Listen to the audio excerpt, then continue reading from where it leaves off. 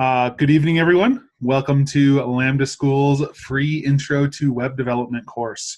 My name is Dan Frehner. I'm your instructor, and this is night 3, or lesson 3 specifically. We've gone through 2 lessons so far.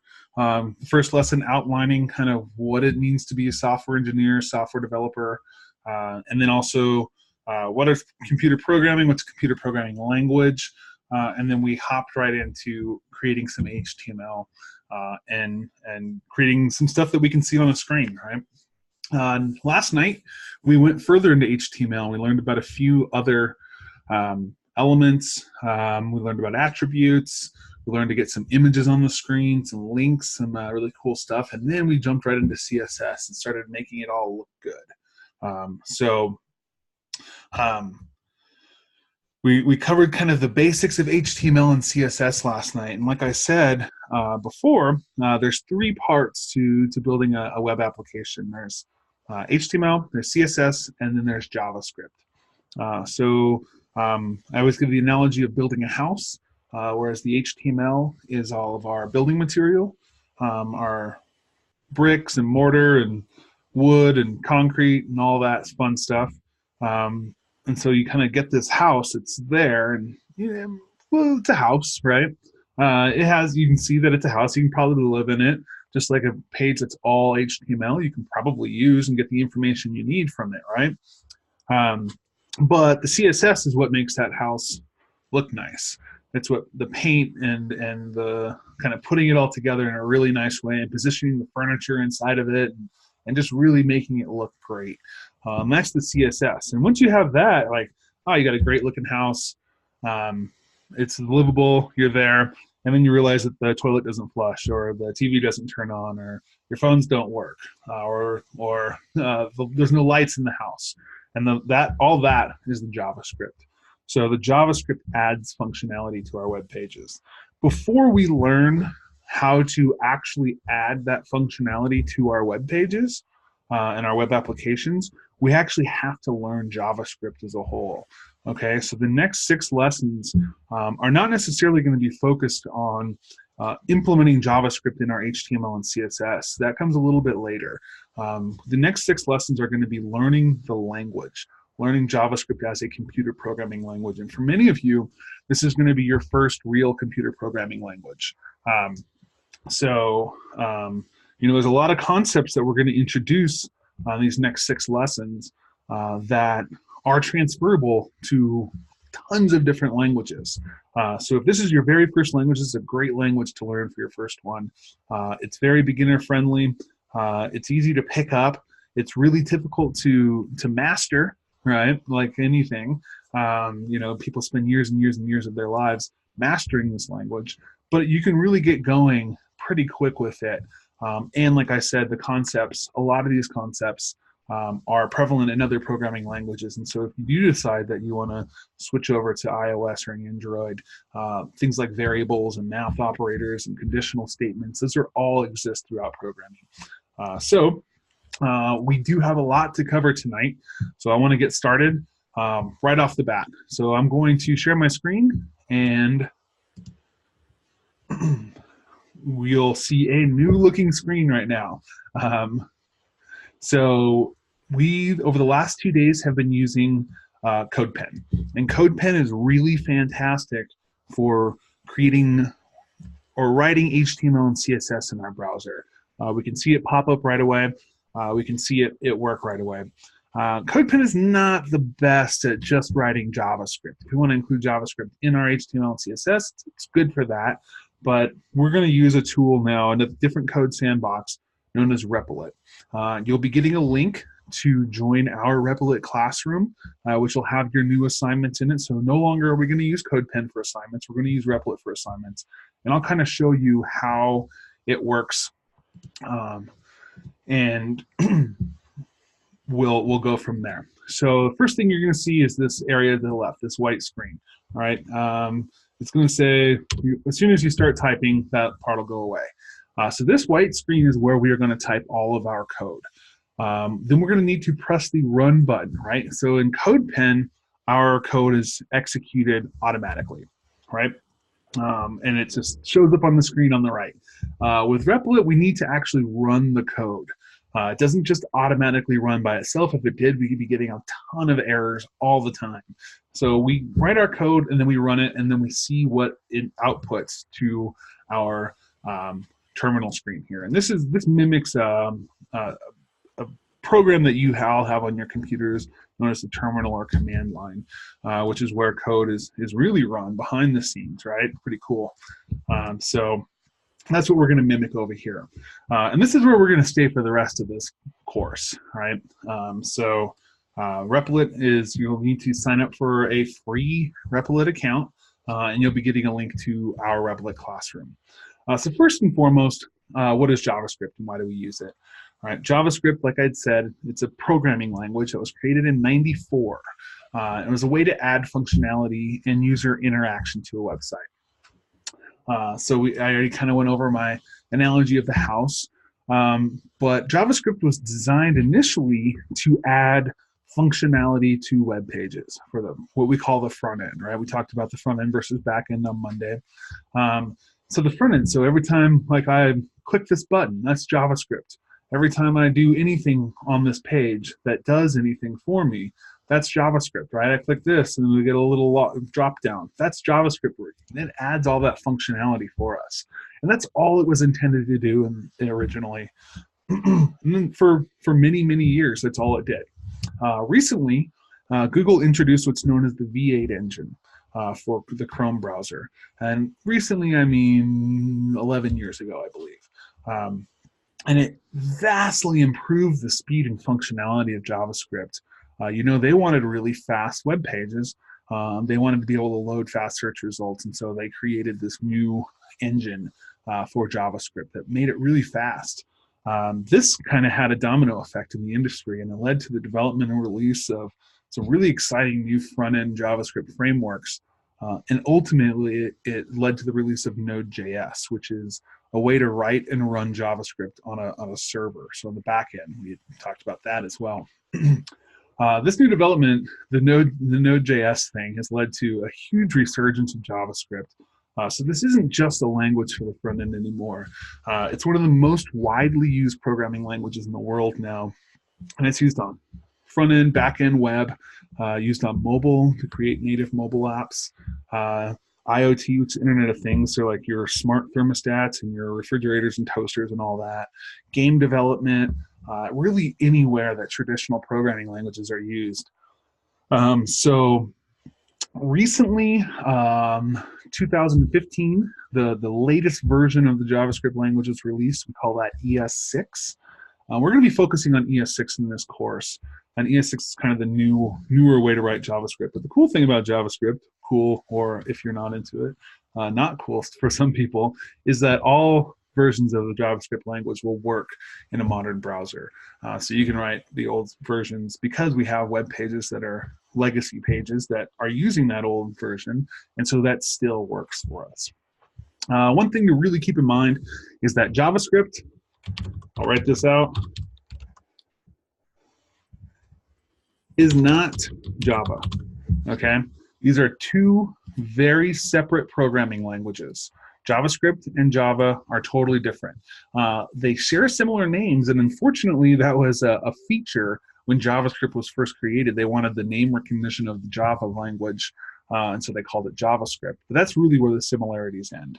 Those of you with background in other languages, you might see things that look familiar, mainly the use of classes and object-oriented programming architecture. Keep in mind that JavaScript is not a true OOP language, and these classes are not the same type of classes that you would expect to see in Java. JavaScript is a loosely typed languages, which means that types do exist, but they're not enforced. You don't have to declare a type when creating a variable or an array. And if all of that was just gibberish to you, what I just said, perfect, you're in the right place. If all of that wasn't gibberish to you, you're still in the right place, because we're going to talk about some JavaScript stuff tonight. So a couple things. JavaScript, being the de facto language of the internet, is usually run from within the internet browser. And I say that usually if we're talking about the front end. You can write all the JavaScript you want and watch it run in real time, by pressing F12 if you're on a Windows, or Command Option J if you're on a Mac, and you'll get this JavaScript terminal. So you're going to see it looks pretty similar to that over there. And you can actually run JavaScript right in here. So if you have a JavaScript file, etc., loaded into your browser by the script tag, you can run it in here. We mentioned Node earlier. We're not going to go really further than this small piece about it, but JavaScript can be run on a server, what we call the backend as well. It's loaded into a computer using a special command line, which this is very similar to. And we can run JavaScript kind of on the core of our computer as a server. So that's just a few things about JavaScript that make it really cool and really fun and exciting to learn. So let's get into it now. I talked about JavaScript is not Java. The first thing we're going to talk about is what we call variables. The heart of JavaScript and really any programming language are variables. And a variable is just a way to store the value of something so that we can use it later. So there are a number of ways to declare a variable. The first is using the var keyword. And remember when I talked about what a programming language is that keywords are a huge part of it and syntax is the other part of it. So var is a keyword. So if we want to declare a variable, we say var and we give it the name of the variable. So I'm just going to use my first name. So I just type out first name. Okay, so the computer now knows that we're creating a variable with that we're going to name it first name. Okay, and then we're going to say equals. And a single equals is not a comparison, right? We are telling it this is an assignment operator. So we're saying we're going to assign a value over on the right side to first name. All right, and what we're going to assign over here is my name. And you're going to see that we're going to put my name in quotes.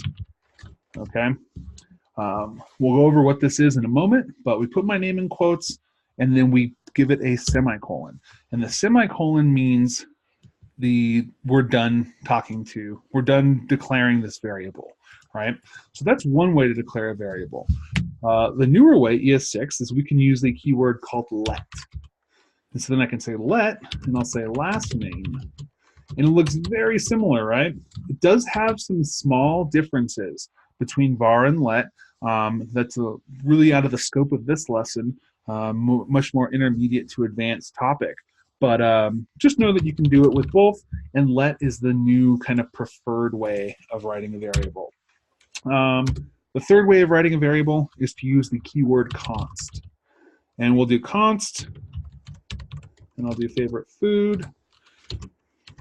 And I'll put pizza, this one.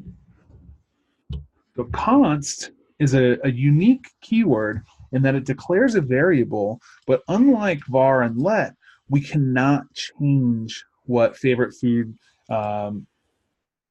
is declared as at any other point. We can only do this one time. With var and let, we can actually change what last name equals to anywhere in our code we want. But const is what we know as a constant, and if we try to change it, it'll throw an error. So if I say REPL, it won't even let me do it. Oh, well, I'll just go tacos. And then I run, we're going to get an error, right? Favorite food has already been declared, so I can't change that anymore.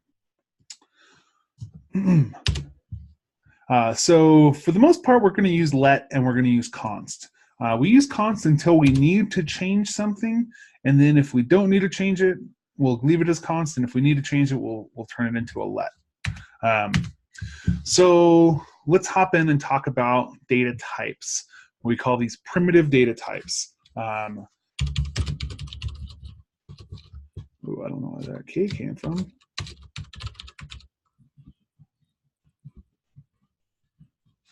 Okay, primitive data types. Also, you're going to notice that if I use 2 forward slashes here, this is a comment. And for those of you that remember last night when we commented something out in HTML, a comment just means that the computer's not going to read this line. So we can write little notes to ourselves or to other developers in here. Okay. So the first data type is what we call a string. And a string is going to be anything in quotes here. It's going to be text. It's going to be numbers. It's going to be anything we want in quotes. And actually, let me move that back up. So I can say let phone equal, and I can say this might be a phone number, right? And it's numbers, but if it's in quotes, it's considered a string. Okay, it could be a name, it could be letters, it could be numbers, it could be symbols, it could be anything we want. Okay, we can have it be all kinds of weird symbols, and this is still one string. So that's called a string. The second is a number. A number, I bet you can't guess what this is any number. So now if we say phone, we'll just do the numbers. And this could be, let me do something a little bit better than phone. So we'll go favorite number equals 42. So it's a number. And those of you that come from other programming languages, numbers are numbers in JavaScript. There's a such thing as an int and a float and big ints and all that stuff, but they're all numbers in JavaScript. So this could be a whole number. It can be a decimal number. It can be negative, right? It's all numbers, okay? So numbers are numbers in JavaScript. The second type is, unless you are in programming, you may not have heard of this term, but it's called a Boolean. And a Boolean is really cool. So I kind of want to give a little background on Booleans before we go into what it is. Booleans come from low-level computer science. It's a concept that powers all of our computers. And it powers, you may have heard of binary code in the very core of computers. So you may have seen some binary code, you know, all of our ones and zeros. I have a little extra number on there. And you might notice that we have two different numbers that we're allowed to use in binary. We're allowed to use 1 and we're allowed to use 0, right? The same thing is in Boolean. It's considered Boolean logic, and that means you have two choices, a 1 or a 0. Those of you that have a little bit of knowledge know that these ones and zeros mean on or off, right? So 0 is off, 1 is on. It also means true or false. So a 1 is true, a 0 is false. And that's where Booleans come in. So a Boolean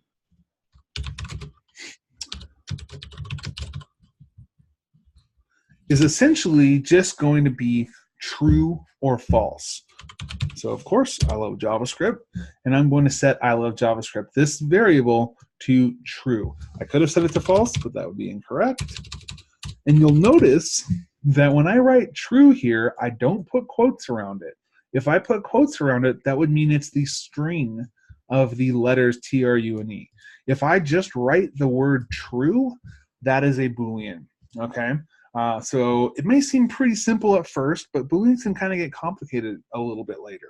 And we'll go into why. You know, you're like, oh, it can only be true or false, right? What's complicated about that? You'll see. But for the most part, it's either true or false. So those are our primitive data types, right? String, number, Boolean. For the most part, this is what runs our programming language: strings, numbers, and Booleans. And so,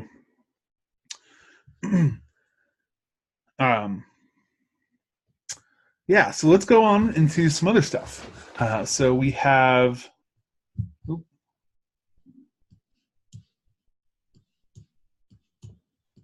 close that out. The next thing we're going to talk about is math operators. So math operators, and one of the first jobs a computer has ever had was just to compute numbers, right? We think of like the most basic computer in our lives is probably that simple calculator we used in elementary school, just adding two numbers together or multiplying two numbers. That's a computer, right? And it's kind of the most simple job a computer has. It's just to compute these numbers. In JavaScript, we have a built-in math operators, and they work exactly like you would think they worked on your calculator. So we can say 1 plus 1. And if I run it, we'll probably get 2 out of it, right? Look at that. Pretty simple. If I say 2, and then the multiplication is the asterisk. So if you're trying to multiply, you use the asterisk symbol. You don't use an X. Okay, use the asterisk. And we'll see 4 comes up. And you'll see that this replit will only show the last operator it tried to do. And you can do this with anything, right? 2 minus 2. We got 0. And then 2 divided by, and the division is the /. 2 divided by 2 is 1. Okay, pretty simple math operators here. Plus, minus, multiply, divide. All right, one math operator you may not have ever seen before is called the modulo. And the modulo is a percent sign. The modulo can be a little tricky, right? So what the modulo is it's going to divide the two numbers just like 2 divided by 2. But instead of returning what 2 divided by 2 equals, it's actually going to return the remainder. So what would we guess 2 divided by 2, or 2 modulo 2 is? Just think in your head what you would think 2 modulo 2 is going to be. I'll give you a second.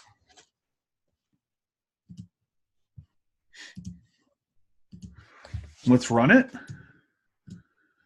And 2 modulo 2 is 0, right? Because 2 divided by 2 is 1. And what's the remainder? There is no remainder. So it's 0. So let's go a couple others. Let's do 10 modulo 4. Okay. So let's think about it. What is 4 divided by, or 10 divided by 4? That's 8. Well, how many is left over? What's our remainder? That's 2. So 8 plus 2 is equal to 10. So our modulo returns a 2. So don't expect a modulo to return, even though that kind of doesn't make sense because it's actually 2. So let's go 15 modulo 4. It's still 3. 3 and 3. And then this 4 one's messing me up a little bit. 15 divided by 2, or modulo 2. So what's this going to be? 15 divided by 2 is 7. And so our remainder of 1. There we go. Okay. Pretty awesome stuff. You might think like, oh, this is cool, but when am I ever going to use it? You'll be surprised at the use cases for a modulo. Just know that it exists and how it works. Okay. Cool. So let's move on from our primitive data types and our math operators, and let's start talking about some cool features of JavaScript and of the language itself. Something that's known as properties and methods. Okay, so properties and methods. First thing we're going to talk about is a property. These are extensions of our basic primitive data types, right? We know that this is going to be equal to a string. We know that this is a number. But what we don't know is that JavaScript actually gives us access to functionality on these data types that aren't just plainly visible to us. First is a property. So a property is going to allow us to access data from the data type, metadata essentially. There are tons of different properties on every data type. We're not going to go over every single one, but you feel free to look it up. Go on to MDN, Mozilla Developer Network, go on to W3 Schools and look up the properties on every data type if you're curious. But the biggest one we're going to talk about right now is the length property. So let's create a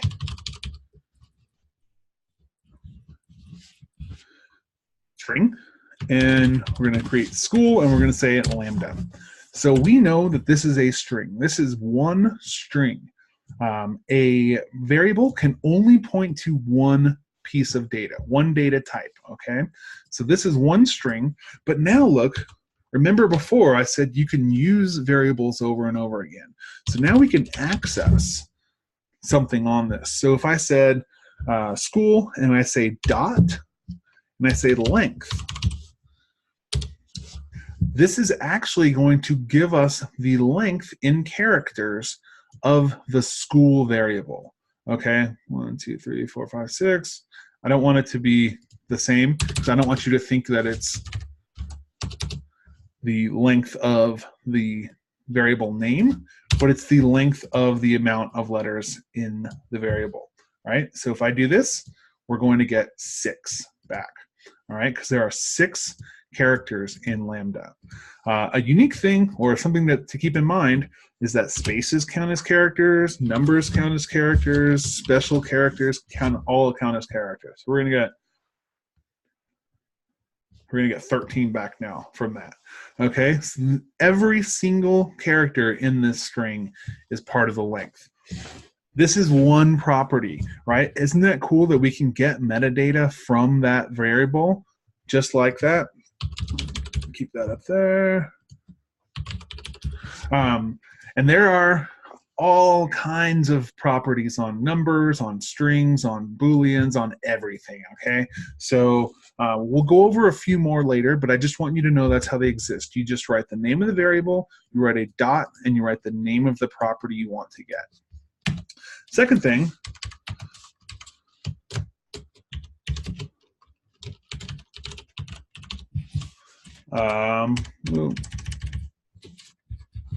are methods.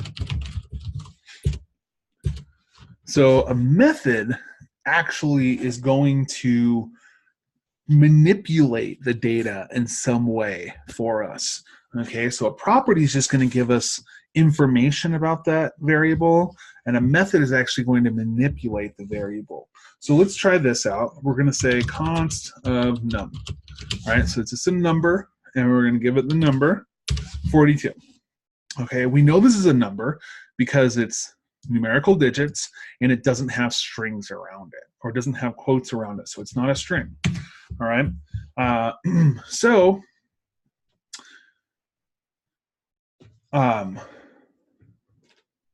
what we can do is we can write the name of the variable itself, same as a property, and we're going to write the method toString.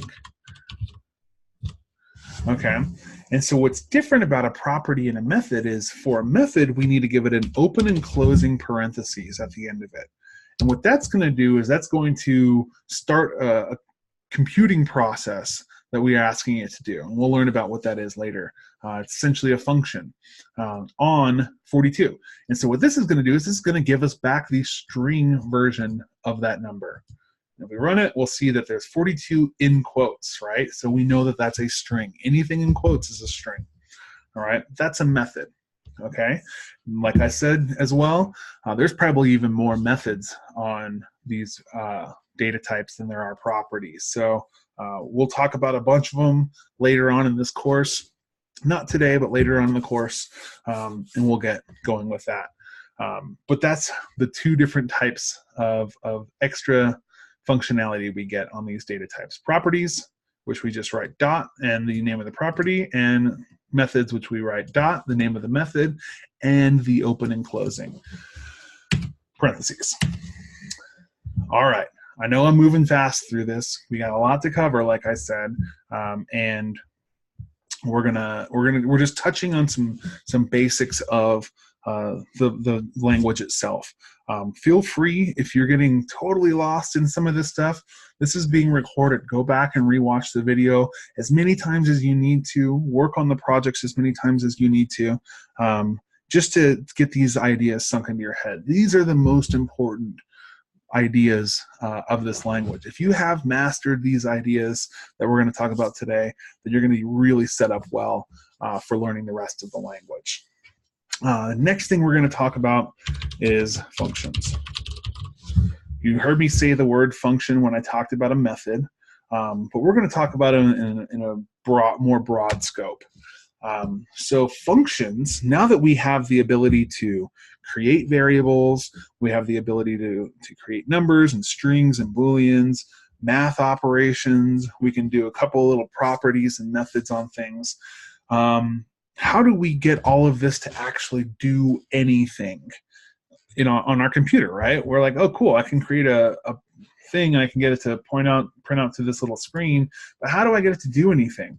Functions allow us to perform a ton of computations about our variables, etc., and return a final product. And the great thing about functions is that we can save them and use them over and over and over again, just like we can a variable, right? Whenever we run a computer program, whenever you open any kind of program, a game you play, or an app that you use, or even if you click on that down, that just used a function. Okay, and this is how that works. So, like I said, you may not have realized it already, but we've already worked with a type of function and a method. So let's go over the anatomy of a function. There's a few different ways to write a function. We're going to focus on the most explicit way of doing it, and that's using the function keyword. Okay, so just like I said with const and var and let, we have a reserved keyword called function. This is telling the computer that we are going to create a function. The second is, let's create we're going to write the name of the function, just like const, var, and let. We'll just call this my function. Okay, this is just the basic anatomy. Where we're going to go a little bit different now is we're not going to say equals. We're just going to write an open and close parentheses. Okay. This has a use that we'll talk about a little bit later, but open and close parentheses and an open and close curly bracket. Remember those from CSS, the curly brackets, they're a shift, and the key next to your P key on your keyboard is the open, and one next to that is the close. Okay, this is a function. This is what a function looks like. We can now use this function. This function doesn't do anything, but we can use it now. All right, we've created our first function. So let's actually do something with this function. And this is the syntax that you will see quite often. Just like in CSS, you're going to see these open and closed braces wrap a bit of code, and we'll call this a block. It's not necessary for you to understand right now, but this is a block. Okay, so this is going to wrap code, and this code is going to live completely inside of this function. So let's just do something really simple. I'm going to introduce you to the console.log. Console.log, and think to yourself now, what is this? Like, we have to just think. We've seen this type of thing before. We don't know what console is yet, but I'll explain that in just a moment. But this is just a method called log on a variable called console. We're like, well, we haven't created a variable called console.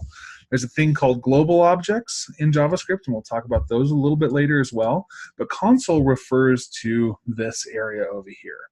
So log is a function on the console that allows us to print something to this console. So let's just print out hello. And let me, before I do that, I'll just do this. I'm just going to run it, and we'll see that we get hello, and then we get undefined. So console log, you're always going to see that undefined there. Don't worry about that in Replit. But you'll see it on our console. And I can say hello from Dan, right? And now you'll see it prints out on the console. Cool. We're actually getting somewhere right now, right? So let's create a function that does that. And now we can use this function anytime we want. We never have to write this line again. Okay, we can use it anywhere we want now. This is a idea in programming called keeping our code dry. DRY. DRY. It's an acronym that means don't repeat yourself. If you have a bit of code that you use all the time, just put it in a function, and then you can use that whenever you want. Do not repeat yourself, or don't repeat yourself, okay? So it's pretty important. All right, now that we have this function, nothing's happening, right? We get this number to string thing running, and our console log is not working. Hello from Dan is not happening. Well, the last and final step we need is to run our function. Okay, so a function is just like a car that's sitting there that's not running, right? In order to drive this car, we need to put a key in and we need to start it and we need to get it running. So we run this function. How we do that is we write the name of the function, right? So there's the car, okay? And now we put the key in, and how we put the key in is we do that open and closing bracket, and that starts it. So that open and closing parentheses is actually going to start the function. It's going to run all of the code inside of here, and when all of that code is done running, it's going to stop it automatically. So I can see, look at that, hello from Dan. And check this out. Remember I said that we can use this as many times as we want? Wow. Now we've built some reusable functionality in our code, okay? Hello from Dan, printed out 4 times. And now you're gonna say probably, well, that's not the best. Like, of course, you know, like hello from Dan, how many times am I gonna wanna use this, right? And so we can extend the functionality of our functions even further now. Using what we call arguments. Okay, so let's go in here and we're going to talk about arguments. Arguments and what we call parameters. Arguments and parameters. Parameters, if I can spell tonight. All right, let's create a new function called hello name. All right, I'm creating a function. And what we're going to do is we're going to console log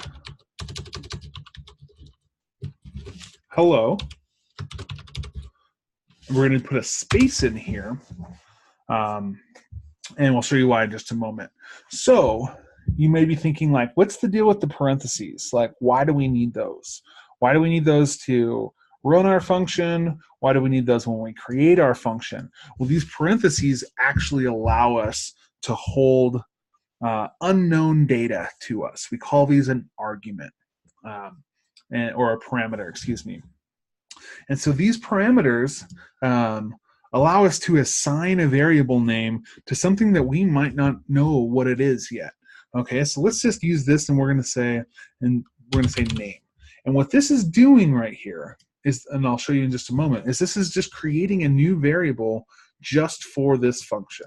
So it's just going to say let name equal, we don't know yet.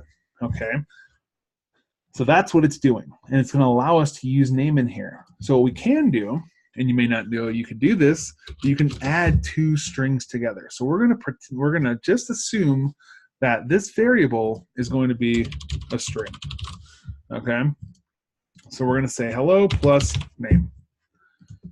And you're like, okay, well, how do we know? How does it know what it's going to print if it doesn't even have it yet? That's where arguments come in. And let me get rid of that whole thing. So an argument comes in when we run the function. We have a place for that name, right? We have a parameter and a place for it. Now, when we run it, we can give it the string or the data that we want to name to equal. So in this case, I'll just say Dan, right? So now name is going to equal Dan. Okay, in this one time only that this is run. All right, so now we have hello Dan. Okay, so let's try it again. This is a variable, and it's going to change, or it can change every time this is run. Every time it's run, this is reset to something new, and we can use it in the function. So let's say hello name, and I want to say Raj this time. Oop, I didn't put my semicolons. And I want to say hello to Dan, and I want to say hello to Raj. All right. Whoa, that's cool.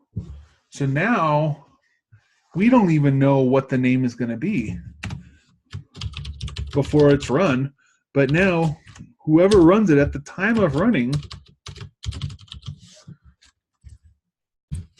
can put whatever they want in there. Now you can see how we can start reusing our code, making our code more dry, and making it more dynamic and able to use in other places. This isn't a one variable, one argument thing. We can put multiple parameters on a function. Let's create a new function. Oh, go. Function, and we're going to say adds two numbers. You'll notice that I say that I'm starting to use function names that mean something, right?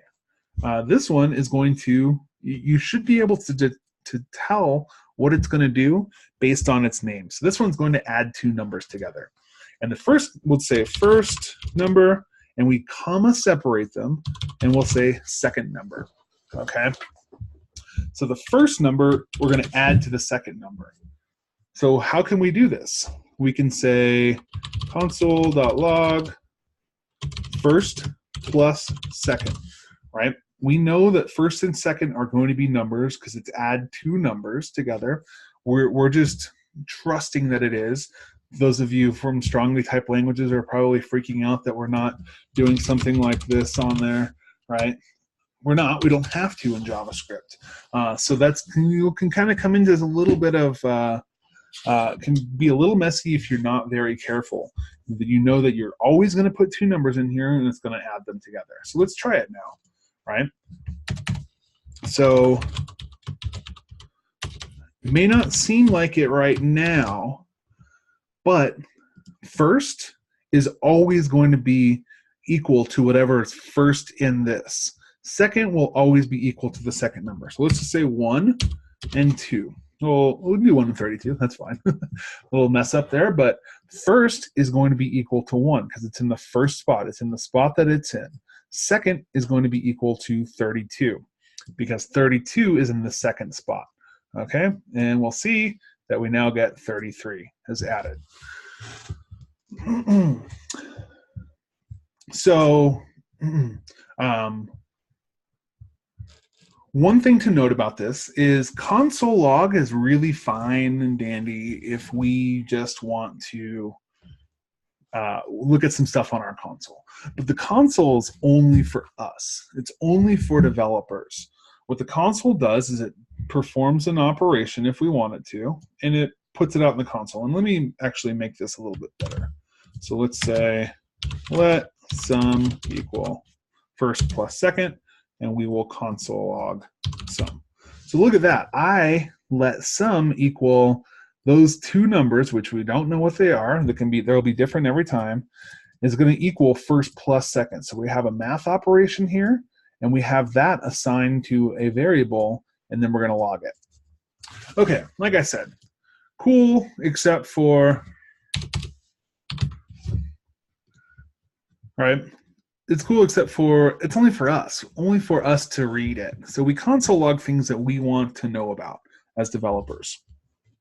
But we can't use that anywhere else, okay? We can't use that anywhere else in our code. Add two numbers is going to console log something to us, and we can't use it. So let me talk real quick about something called scope, and very quick, high level of scope. When we have these blocks like this code is only ever run inside of here, and it's only available inside of here. So if I wanted to say add two numbers and then console log sum out here, right? We're like, okay, well, that seems pretty cool. We're going to get an error. Sum is not defined. You're like, what are you talking about? Sum is not defined. I defined it right there. But none of this code in here is available outside. Okay. So it's a tough concept to fully grasp, known as scope, and it gets pretty intense. But just know that you can't just go and grab variables outside of your functions. The only way to get data out of your function is to use something called the return statement. So your function is going to run, first of all, if it doesn't have a return, it's going to run until it hits the closing bracket.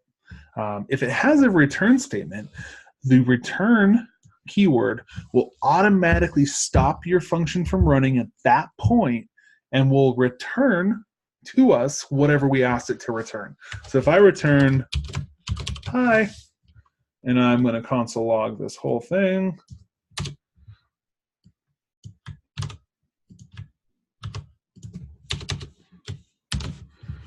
we're going to get hi instead of, oh yeah, we console log that. We'll get hi back. Or if I just run it, you don't even have to console log it. So if you return something from a function, we're just going to get hi. I'm like, oh, okay, well, I want to get sum. So if we want to do something like add two numbers together and then get what those numbers equal back, we can do that by using the return statement. So we're going to do some functionality in here, where then we're going to return it. And look at that. Now we get 42. Okay. And we can do whatever. 77, 177, etc. Right? So now we're actually getting that data out. That's the only way we can do it, is if we return it. We use the return statement. Okay. Another cool thing that I'm going to add is that if we return something from our function, we can set it to another variable. So let's say sum of two numbers. And I'll say sum of two numbers. And there we go.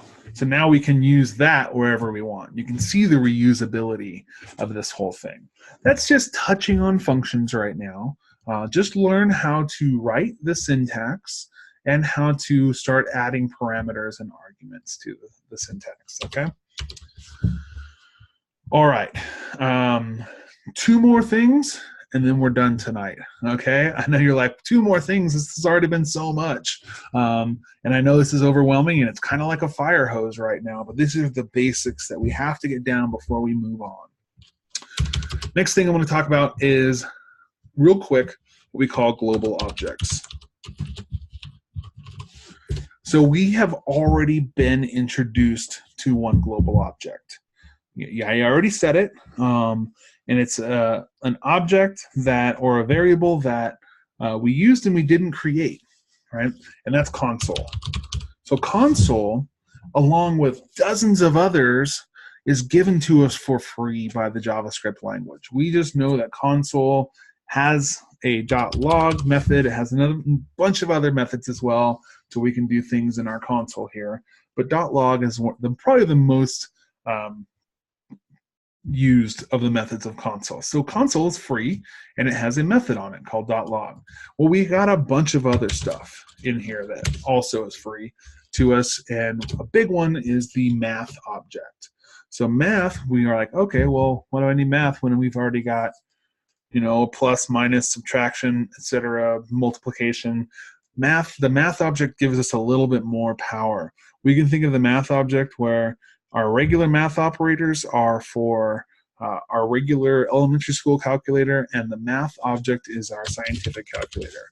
Okay, so we write it by typing uppercase M ATH. All right, and then we do it. So that's our object, and we're going to put a method on it. And let's do the first one as pow. So math.pow, now that we know about parameters and arguments, math.pow takes an argument, right? Console log takes an argument too. Think about it. This is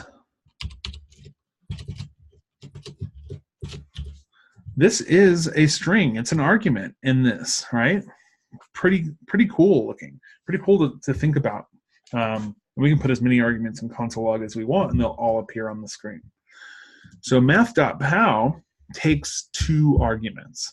It's going to first take a number, and then it's going to take the number we want to use as an exponent, right? So we're going to say 2, and then if you remember back to your pre-algebra classes or pre-that, 2, and then the little number above it, the exponent, right? And we'll just say 3. That's 2 to the power of 3. So that's going to be 8, right? So let's look it up, and there we go. Look, now we have really complex math problems that we can use. 3 to the power of 3. All right, so 3 times 3 is 9 times 3 is 27. And look at that. So now we can start doing more complex math. A couple other things that the math object has for us are some rounding. There's a POW, there's an exponent, there's tons of these math functions or methods. Like I said, another one of those things, or this is a very early introduction to this stuff. You can go look up all the other stuff you want to do on the math object. But let's talk about these rounding things, because we round numbers a lot. First of all is the round, right? So we just give it a number to round. And if you think back to your early days in math, and the rules of rounding still apply with dot round.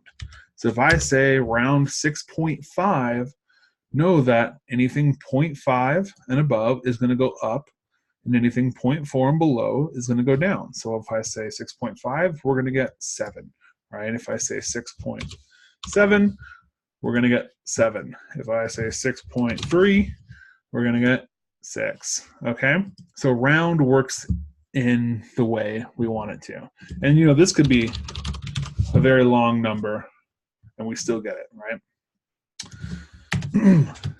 But what if we always want to make it go up, or we always want to make it go down? Well, we've got two methods for that. The first is floor.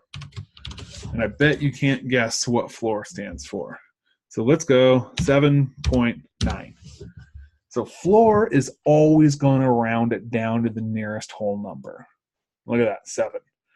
We can have 7.99. I believe we can go up to like 12 nines before it makes it an 8. It's always going to round it down. On the contrary, we have one that's not named the best. I don't think this is the best way to name it, but it's seal, for ceiling. I think they should have named it roof, but whatever. I didn't name the stuff. So it's CEIL, for ceiling. And in this case, we can say 10.1. We always wanted to round up, right? Up to 11. Up to 11, okay? Take it up to 11. So we have POW, which takes two numbers and returns the first one to the power of the second one. We have round, which rounds to our classic rounding ideas. Floor, which always goes down, and seal, which always goes up.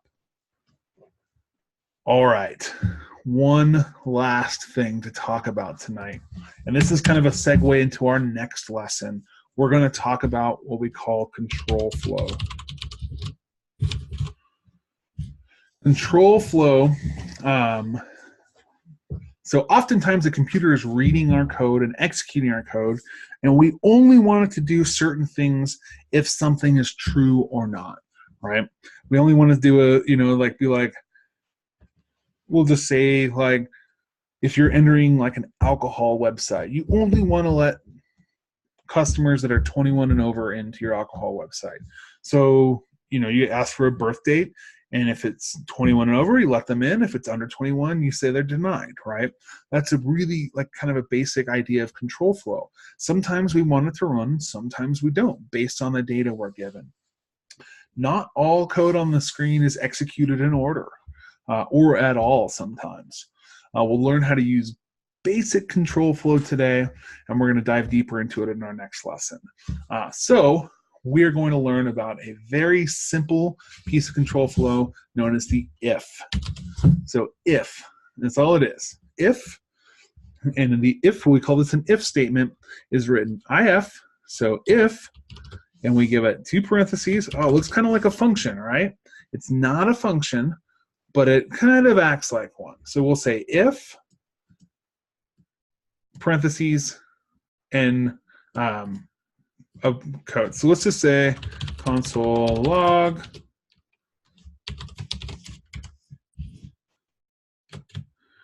this is true.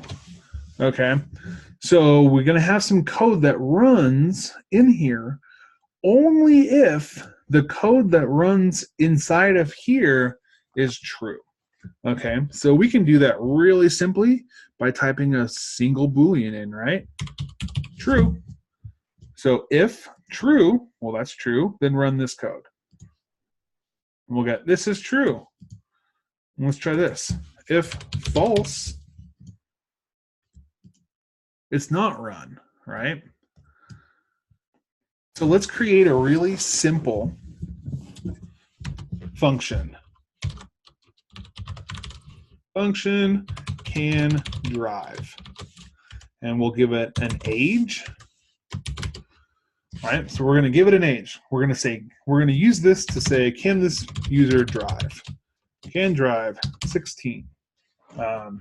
Inside of here, we'll give it an if statement.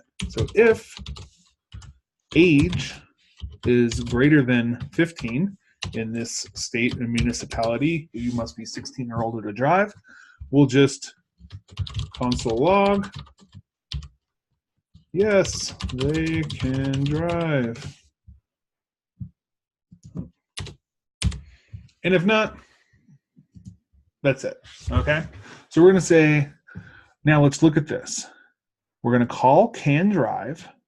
We put the keys in the car, all right? Oh, those parentheses, and then we've given it an argument of the number 16. What this is doing in here is this is saying, this time it's being run, it's saying let age equal 16, right? That's what that's doing now. This one time it's run. Then we're going to say if age is greater than. So the greater than symbol in here is going to be called a comparison operator. And a comparison operator is always going to evaluate two items and either return true or false. So a comparison operator will always return a Boolean value. So if the age is greater than 15, so if it's 16, we're going to say 16 greater than 15, true. Yes, they can drive. And if we say 12, we'll probably not get anything, right? Undefined, right? No, and we'll talk tomorrow about what to do if it's not, if this is not true. Okay, so we're going to talk about comparison symbols much more tomorrow, but I want to show them to you. It's the greater than, less than, greater than or equal to, oops, greater than or equal to, oh my gosh, less than or equal to, the, what we call the triple equals, and the bang triple equals. Okay, we're going to go much deeper into these tomorrow, but know that all of these symbols, just like plus and minus and multiplication, division do something, these all are going to return a Boolean value. All right, so that is the end of our lesson tonight, and I hope you are thoroughly excited, maybe very confused on some things. Like I'm going to say, programming is not about watching me program. Programming is actually going and programming. You're never going to get this stuff until you actually go out and use it for your own. So that's why we have all these exercises, because you're going to learn some stuff tonight and you're going to take a little bit of away, but then you're going to say, hey, what was that thing he was talking about with functions and this other thing? And you're going to go and you have these notes in our training kit. They're at the top. If you're in Slack, they're at the top of the Slack channel in the topic. And then you can go down and be like, what was the variable? What are the 3 ways to do variable? Oh yeah, var, let, and const. Use these notes. I'm going to share these Replit notes with you as well. And go through and do your and do these projects, and then go meet at your stand-up with your PM and your fellow classmates and talk. And talking to other programmers and other learners, and also your PMs, which are super knowledgeable, are really going to help you fill in gaps that sometimes you don't even know you need filled in, but someone's going to say something about a function. You're going to be like, I've never thought about it that before, like that way. That makes so much sense, so much more sense than what Dan said, right? So go make sure you meet up with your stand-up groups, and those groups will be emailed to you in an hour. But Thanks everyone for joining with me today. I know this is a really dense lesson. I hope you got a lot out of it, and I hope you get even more out of it with the projects tonight. Thanks everyone, and I'll see you tomorrow night. Good night, everyone.